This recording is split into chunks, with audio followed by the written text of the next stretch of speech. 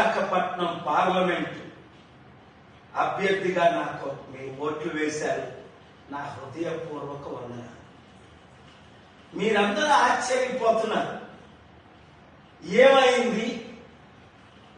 9 లక్షల ఓట్లు BJP TDP అభ్యర్థి అయిన శ్రీ భరత్కి ఎట్లా పడ్డాయి?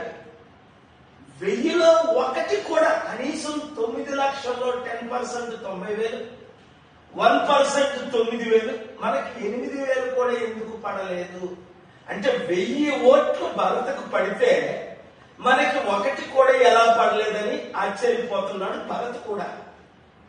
అయితే షాకింగ్ ఏంటంటే భరత్ జనరల్ ఏజెంట్, చాలా మంచి తెలివైన వ్యక్తి, హ్యాండ్సమ్, ఒక స్టార్ లాంటి కమ్మ కమ్యూనిటీకి సంబంధించిన ఆయన. మేమందరం కూర్చుంటుంటే 6 మంది డిమాండ్ చేస్తున్నాం సంతకానికి. ఆయన షార్ట్ స్టేట్మెంట్స్ ఇచ్చాడు. ఆయన పేరు సుమన్.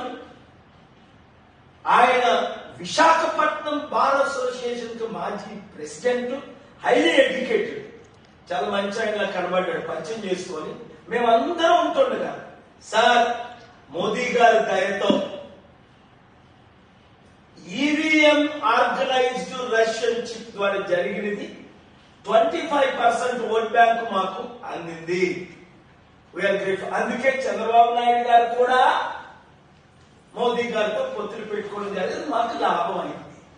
అవును, ఎవరెవరు షాక్ అవుతున్నారు, ఎందుకు షాక్ అవుతున్నారు, మీ కామెంట్లన్నిటికీ నేను జవాబులు ఇస్తాను.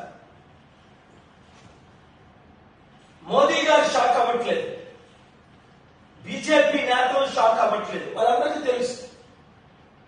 అసలు కరెక్ట్ గా చెప్పాలంటే 238 బీజేపీకి రాలే, దాదాపు 150 వచ్చింది. కానీ ఎన్డీఏ జూన్ 1 నేనేం చెప్పాను, 300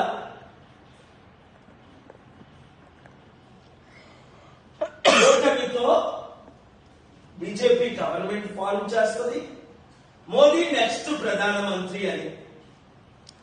చాలా మంది దాదాపు 280-300 ఇండియా కూటమి అంటే రాహుల్ గాంధీ, మమతా బెనర్జీ, సిపిఐ, సిపిఎం, వీళ్ళందరికీ కేజ్రీవాల్ వస్తుందని అంచనా. అయితే 200 దాదాపు 32 వారికి వచ్చాయి ఇండియా కూటమికి.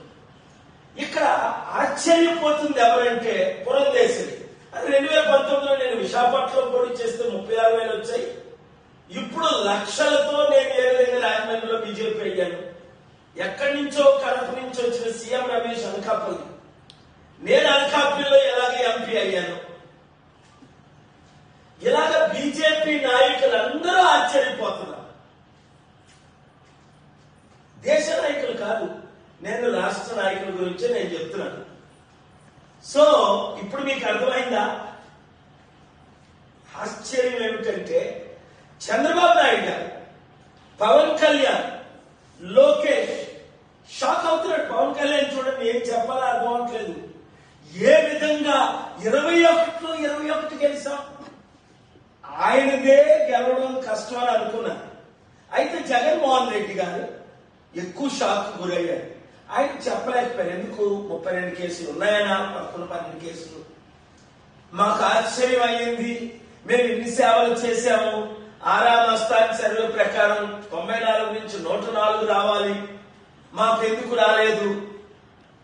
ఇన్ని కోట్ల మంది, 2,70,000 కోట్లు డైరెక్ట్ ట్రాన్స్ఫర్ చేశాం. అవును, అవన్నీ సత్యాలే.